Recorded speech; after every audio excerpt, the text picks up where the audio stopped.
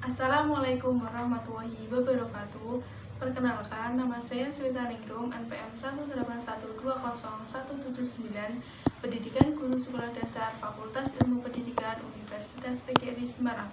Di sini saya akan memaparkan laporan perencanaan pembelajaran guru SD sebelum dan saat terjadi pandemi COVID-19. Saya mewawancarai Ibu Punaima SPDI, jabatannya sebagai guru SD kelas 5, pada hari Senin sampai dengan Selasa, tanggal 1 sampai dengan 2 Juni 2020. Beberapa pertanyaan yang saya lontarkan yaitu yang pertama, sebelum COVID-19, apakah Ibu selalu mempertimbangkan validitas dan relevansi materi ketika Bapak atau Ibu memilih materi pembelajaran untuk siswa? Lalu, ketika terjadinya pandemi COVID-19, apakah Ibu masih mempertimbangkan validitas dan relevansi materi? Jika masih, bagaimana cara mempertimbangkannya? Nah, Ibu Punaimah menjawab bahwa kita tidak memilih, tetapi kita menyesuaikan pembelajaran yang sudah ditentukan di KD, yaitu yang kami sesuaikan adalah materi dengan media pembelajaran agar siswa paham menerima pelajaran dan menyenangkan. Yang kedua, ketika terjadi pandemi ini, maka materi pun tetap perlu dipertimbangkan karena sejak adanya COVID-19, pembelajaran tidak lagi secara langsung bersama anak, tetapi secara VDR atau belajar dari rumah.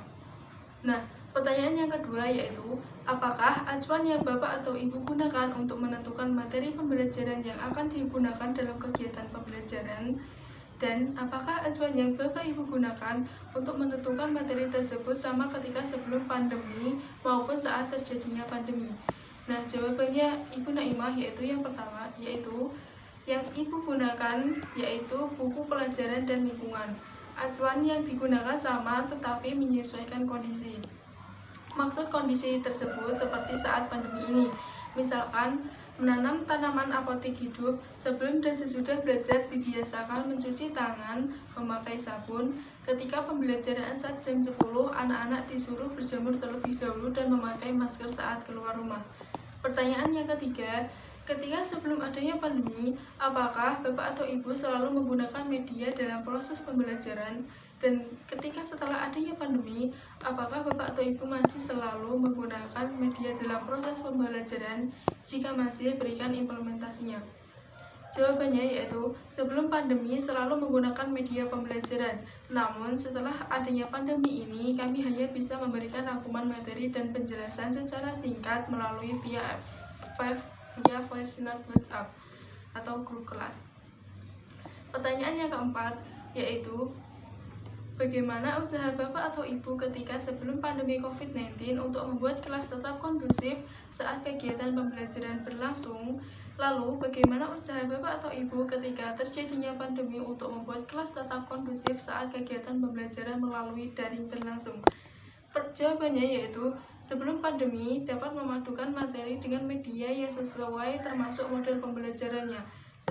Sesudah pandemi dimulai dengan memotivasi anak terus menghimaukan video pembelajaran yang berkaitan dengan COVID-19, kemudian baru memberikan materi secara khusus pelajaran dengan cara membuka buku yang sudah ditentukan halamannya oleh guru. Setelah itu, guru memberikan soal-soal melalui Bitly, anak dapat langsung melihat hasilnya.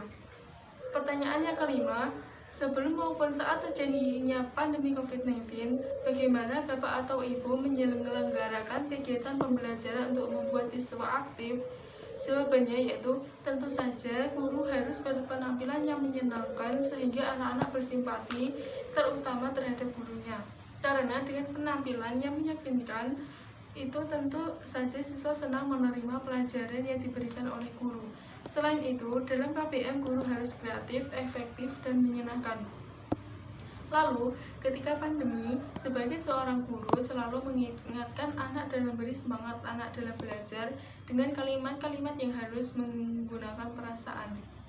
Yang keenam, ketika belum terjadinya COVID-19, apakah yang Bapak Ibu lakukan ketika ada siswa yang tidak tertib saat kegiatan pembelajaran berlangsung? Lalu, ketika pandemi terjadi, bagaimana sikap Bapak atau Ibu dalam mengatasi siswa yang tidak tertib saat kegiatan pembelajaran berlangsung? Jawabannya yaitu, sebelum terjadinya pandemi, anak tersebut harus selalu diperhatikan. Jangan dimarahi, tetapi baiknya kita sanjung.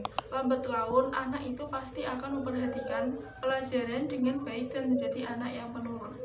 Kemudian, saat terjadinya pandemi, guru tidak bisa secara langsung bersama anak untuk menghadapi anak yang tidak tertib. Usaha guru yang pertama adalah hubungi keluarganya karena anak belajarnya di rumah. Guru meminta bantuan kepada orang tua untuk mendampingi dalam belajarnya karena anak yang tidak tertib itu kemungkinan jarang atau tidak mengirim tugas tepat pada waktunya. Nah, berdasarkan instrumen wawancara tersebut, saya menyimpulkan angket perencanaan pembelajaran yaitu 1. Bapak atau Ibu selalu mempertimbangkan validitas dan relevansi materi ketika Bapak atau Ibu memilih materi pembelajaran untuk siswa baik sebelum maupun saat pandemi COVID-19. Tanggapannya yaitu ya. Yang kedua, Bapak atau Ibu gunakan acuan untuk menentukan materi pembelajaran yang akan digunakan dalam kegiatan pembelajaran online maupun offline tatap muka. Tanggapannya yaitu ya. Yang ketiga, Bapak atau Ibu selalu menggunakan media dalam proses pembelajaran baik sebelum maupun saat pandemi COVID-19. Tanggapannya yaitu ya atau tidak. Karena saat terjadinya pandemi COVID-19, ternyata Bapak Ibu tidak selalu menggunakan media pembelajaran. Dan sebelum COVID-19, ternyata Ibu selalu menggunakan media pembelajaran. Yang keempat, Bapak atau Ibu ketika sebelum maupun saat pandemi COVID-19 untuk membuat kelas tatap kondusif saat kegiatan pembelajaran berlangsung. Tanggapannya yaitu ya. Yang kelima, Bapak atau Ibu menyelenggarakan kegiatan pembelajaran untuk membuat siswa aktif. Tanggapannya yaitu ya. Yang keenam, Bapak atau Ibu lakukan ketika ada siswa yang tidak tertib saat kegiatan pembelajaran berlangsung baik online maupun offline tatap muka. Tanggapannya yaitu ya. Berikut lampiran-lampiran buktinya. Terima kasih. Wassalamualaikum warahmatullahi wabarakatuh.